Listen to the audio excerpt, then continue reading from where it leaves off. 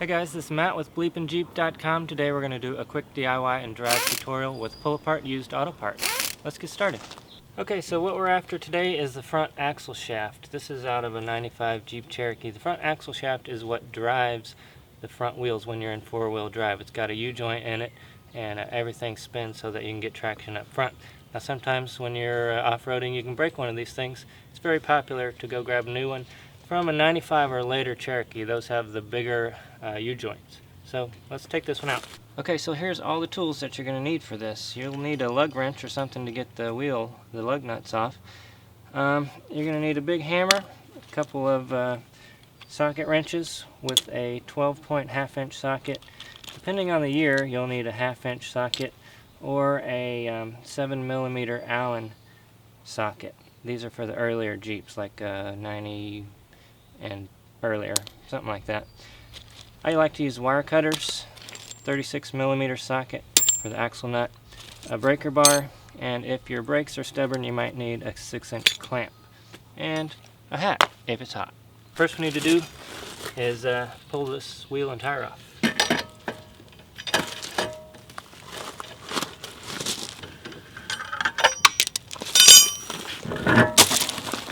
Next up we need to pull the axle nut off. There's a little retainer, so I like to use a pair of dikes or wire cutters and get in here and pull this sucker out. There's a cotter pin, so just use it like that, get some leverage on it, and you can pull it out.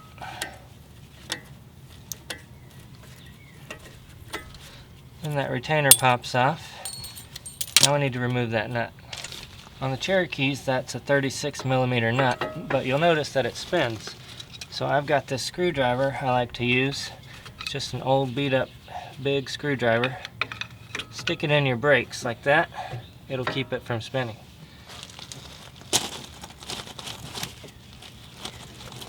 Alright, so if you're having trouble getting that off because it's been on there forever, here's what you do. Find yourself a makeshift breaker bar. This is a tailpipe breaker bar.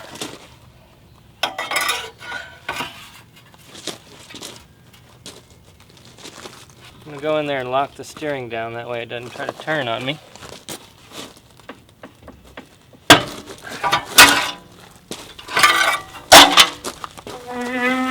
There we go, we got it. Now that's a 36mm socket. That's very specific to the front axle on a Jeep, the Dana 44 and the Dana 30. Next order of business is to remove the brakes. So that's either going to be a 13mm or it's going to be a 7mm Allen if it's an older Jeep.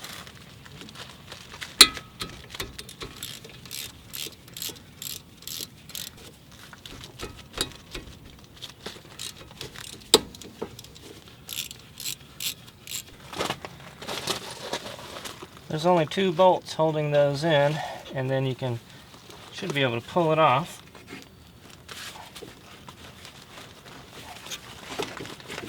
So if your brake caliper is being tight and stubborn like this one, what you can do is take a C-clamp and you just put it over there and then clamp that down. It'll push the brake fluid back out the other side and loosen it up for you.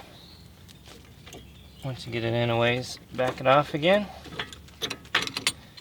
And it should pop right off. Now just take this and set it on the control arm there to keep it from hanging on the brake.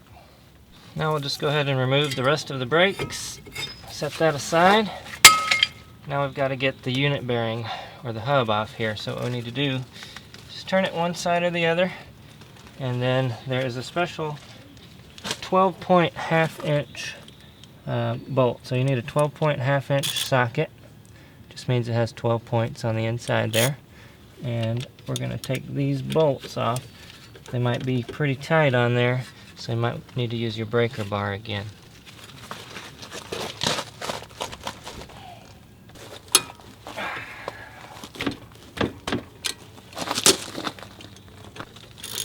Alright, so there's 3 bolts holding this thing on, 2 over here, and then we'll turn the wheel the other way and get the one on this side. Once you get all 3 bolts out, this thing is just loose, but it's going to be kind of stuck on there with rust and whatnot. So grab you a small sledge or a big hammer, however you want to look at it, and we're going to knock it this way. We might have to go around several times.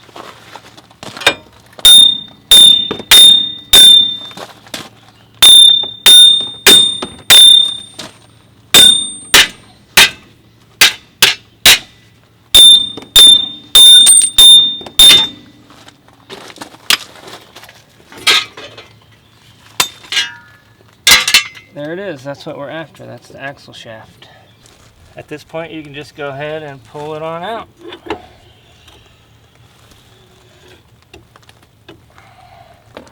Okay, well thanks for watching guys, I appreciate it, I hope you learned something there. Again, this is Matt with the YouTube channel BleepinJeep. We'll see you next time.